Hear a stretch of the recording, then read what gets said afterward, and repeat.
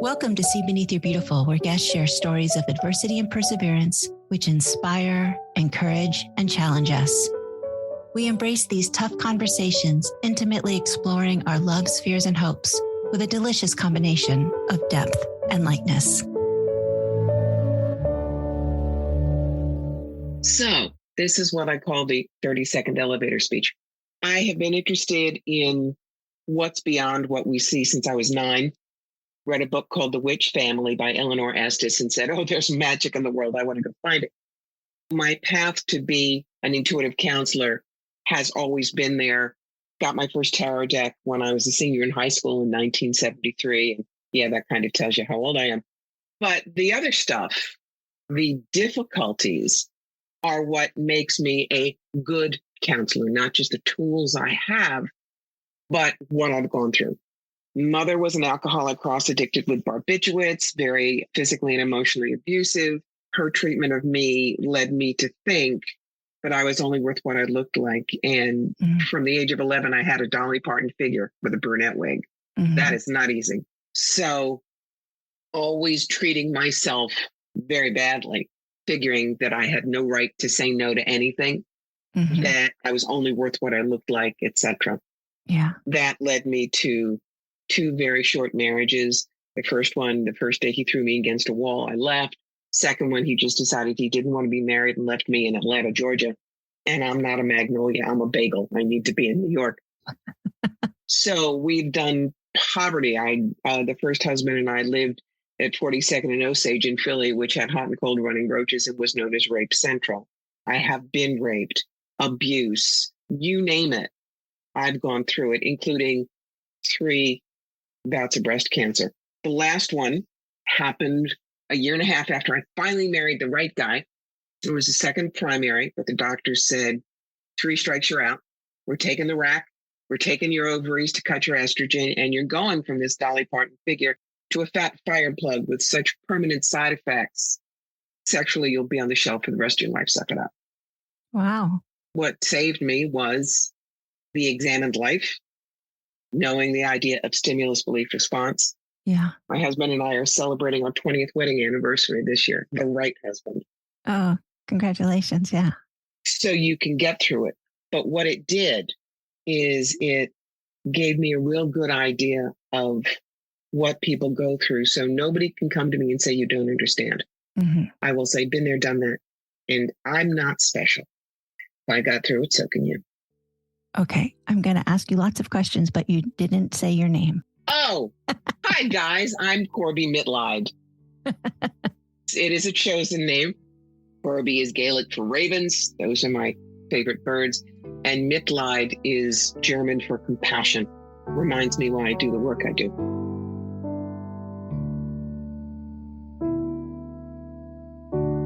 So you said that you were going to go from a Dolly Parton body to, what did you say? A fat fire plug with permanent side effects. And the examined life saved you. So what does that mean? The examined life is like this. Something is happening. It's really sucky and I don't want it to happen, but I can't escape it. Yeah. So the first thing you need to look at is, what am I going to learn from it? My second one, because of who I am, is how can I teach with it? And then the next thing is next. You don't stay stuck in your story. Right. I mean, that was 2004. I've been clean for 18 years. This is who I am. I do not introduce myself as, hi, I'm Corbie and I'm a breast cancer survivor for several reasons. Number one, I am not a survivor because I do more than hang on by teeth and toenails. I am a cancer dancer. I found out how graceful I could be under pressure, avoided getting my toes stepped on, and got off the dance floor in one piece. I love that. And the thing about we can't stay stuck in our stories. I know women that have, 15 years ago, they had stomach cancer and they say, hi, my name is Mary Sue and I'm a stomach cancer survivor. That's like my saying, hi, in 1973, I was the Betty Crocker homemaker of tomorrow for New Jersey, which I was, but I've gone past it. Yeah. So who are you today? My story keeps changing. Not only am I not the person I was 5 years ago, I'm not the person I was last week. What doesn't change dies. That's the rule of nature. So change is our friend. Right. Do we run toward it or run away from it? If we run away from it, kids, it's going to trip you anyway. If you run toward it, you are in more control of the situation.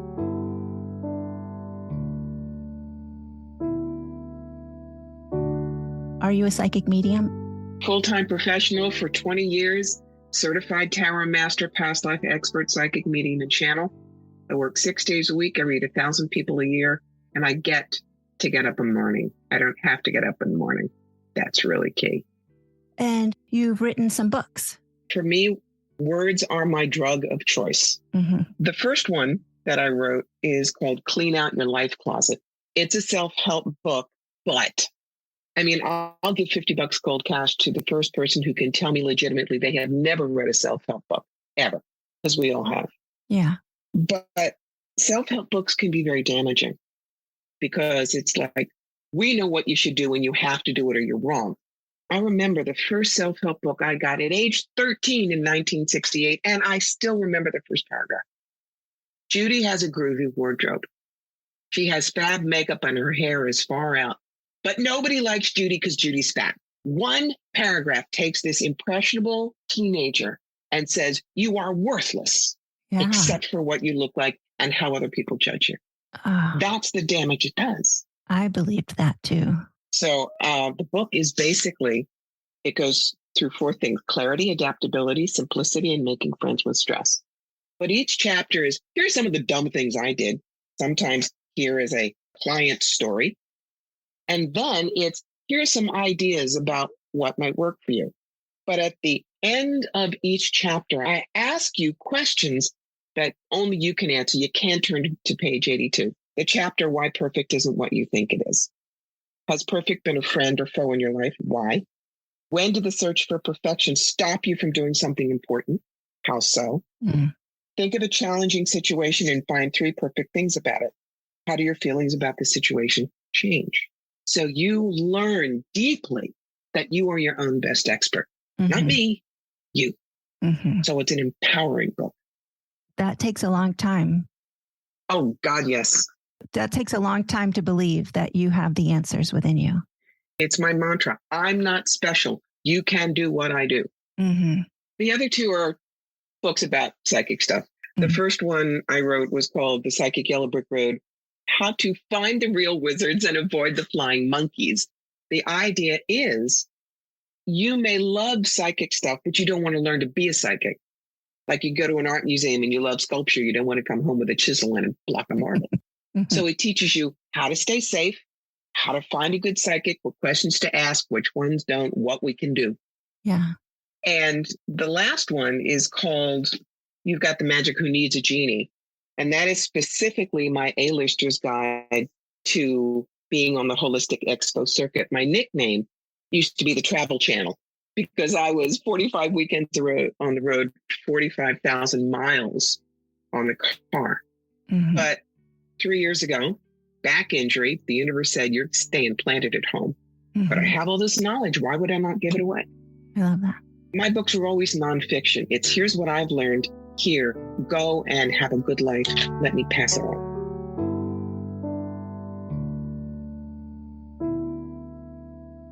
You read a book when you were younger that talked about this, but when did you know you had a gift? Psychic gift or writing gift? Psychic gift is what I was going for, but I would like to know also about the writing gift. The psychic gift is when I was 9 and I read that book, The Witch Family. It didn't scare me. I didn't laugh. It was like somebody showed me, you got to find a door because you have a key. Go look. And I always saw things differently than most of my peers, which is why I didn't have a lot of friends as a kid. The writing bug came from my father. He was my best friend. He and I shared a birthday. Oh, cool. I was one day away from my dad's birthday. I was his 34th birthday present. And for my first 4 years, I thought I came in a box with ribbons. Who knew? But Dad loved words, loved them. And he was the one that taught me, write something every day, even if it's just a paragraph. He actually wrote some gorgeous poetry that was published after his death, mostly for my stepmother, Shirley, who he married after my mother died in 84. So I know that between the psychic work and the ability to put ideas across on a page, on a podcast, that I am a teacher. I've got things to pass on. If they're useful to you, fabulous. If they're not, toss them. Mm-hmm. But this way, my being here will have made a difference. That's what I want. Do you think everybody has a purpose like that? That everybody needs to make a difference, or is... Sure, but it might just be to one person. Right. When I was a single mom with 2 little girls that I couldn't focus beyond the walls of the house, they were all I could think about. It's all I could do. I couldn't go change the world. I was making a difference in their lives. So that could be the difference I was making. I really am glad to hear you say that. Not everybody needs to go out in the world and be famous. Mm-hmm.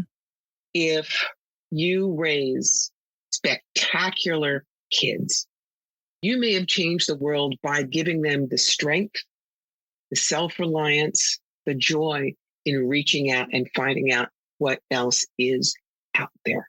Mm-hmm. I was crushed by my mother. I got where I am despite her. Your kids will get there because of you. That's huge. Why was your mom holding you down? What was that about? She was an alcoholic cross-addicted with barbiturates. There was a lot of self-loathing, and there was this daughter with a gorgeous figure. My father was a genius, and my mother always felt inadequate with him. When she realized that her 2 children had inherited his genius, she felt isolated in her inadequacy. I see. And so she wanted to love us, but she couldn't. And have you forgiven your mother?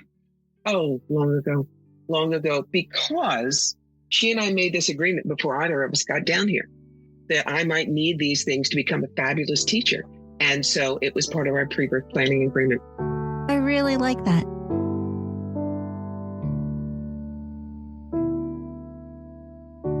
There are a couple of things that I want to talk about.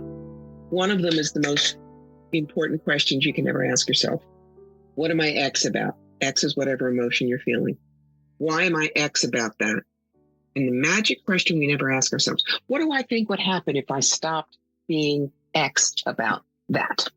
Okay. Oh, yeah. Let's go back to my finding out that I was going to have a double mastectomy.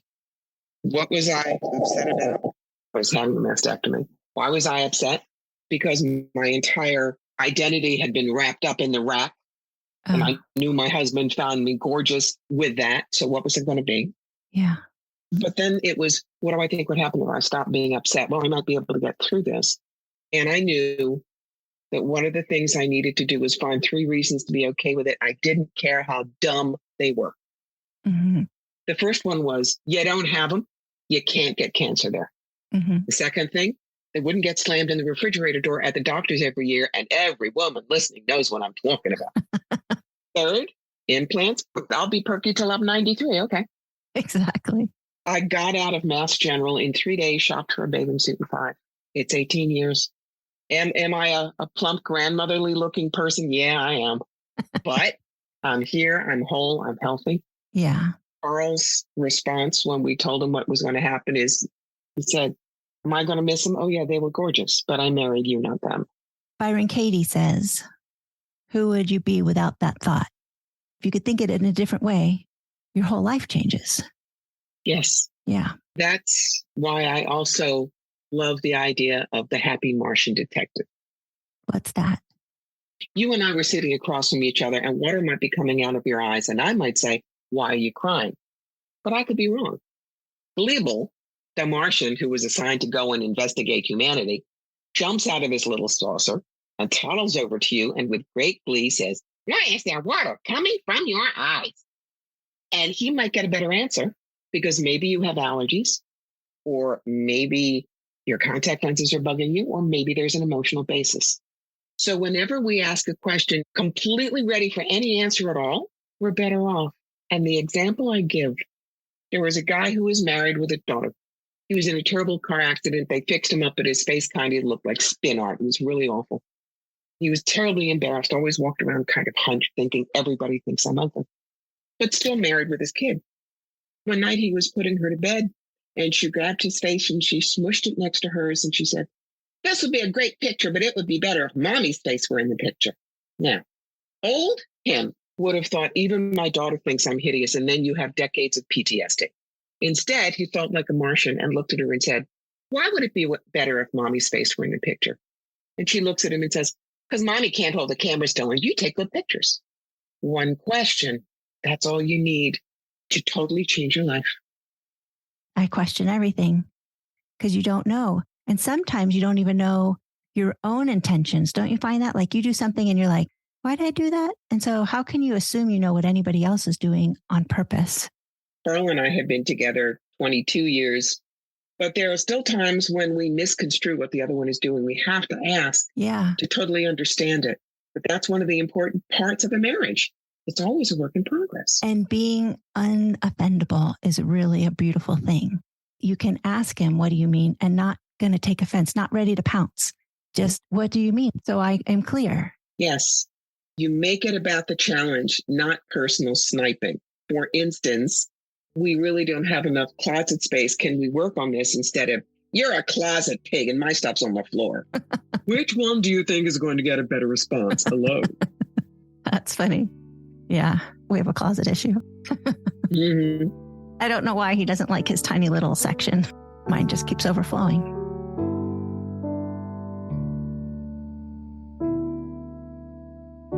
I'm asking this, and it's okay if you say no, but can you do a tarot reading on this or no? Piece of cake.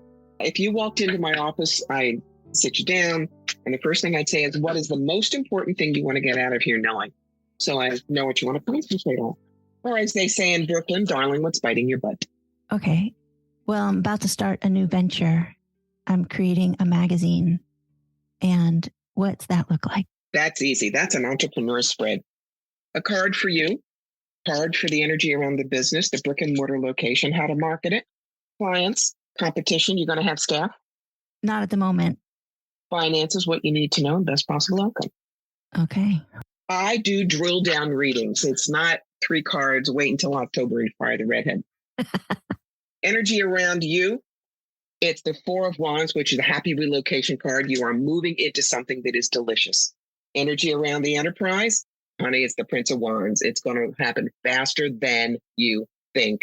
Put on your seatbelt.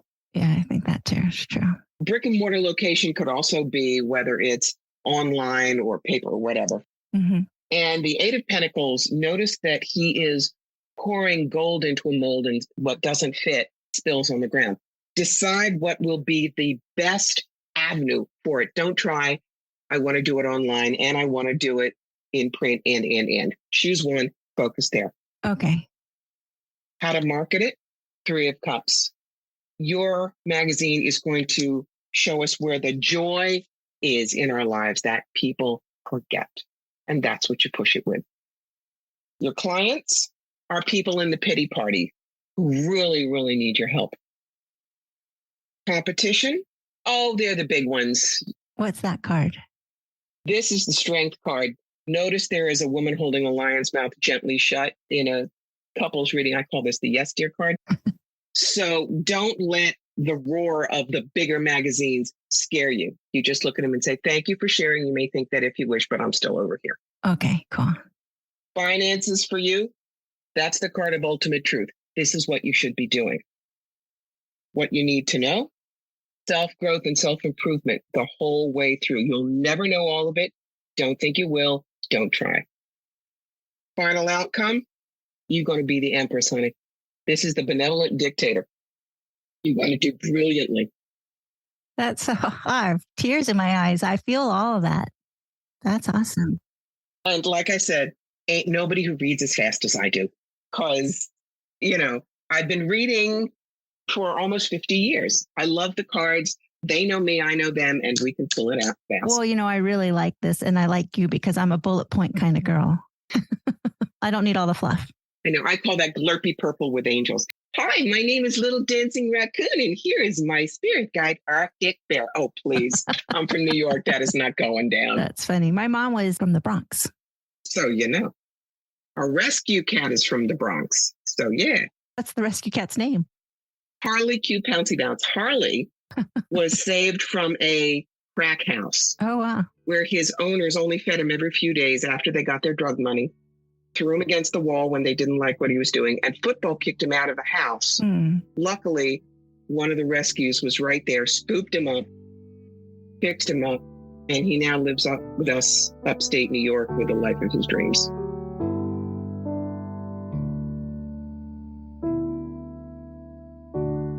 Tell me about how you counsel people. Is it all online? It's one-on-one. It is virtually all online. I have clients worldwide, and trust me, somebody from Rio de Janeiro does not want to come to upstate New York with the sheep and the cows. And like I say, 6 days a week. I do some live shows, but they're only here in the Capital District area of New York, Saratoga, for instance. I have a Patreon group if you want to be regular small classes with me. That's how you do it. I have everything from 3-minute burning question readings to find your sentence of passion, brainstorm your business, soul plan readings, which are the jewel in the crown. They take me about 14 hours to prep for, and they're based on the work I did with Robert Schwartz. And you can find all of it at CorbieMitleid.com. Awesome. I'll put that in the show notes as well. If you want to find out what I think on a day-to-day basis, I always blog at medium.com. And I specifically have not put it behind the paywall because it is more important for me that I get the words out there than I have $50, $100, $200 a month siphoning in from that. You want to know what I think about the world? You want to know how to learn from me instantaneously? That's where you go.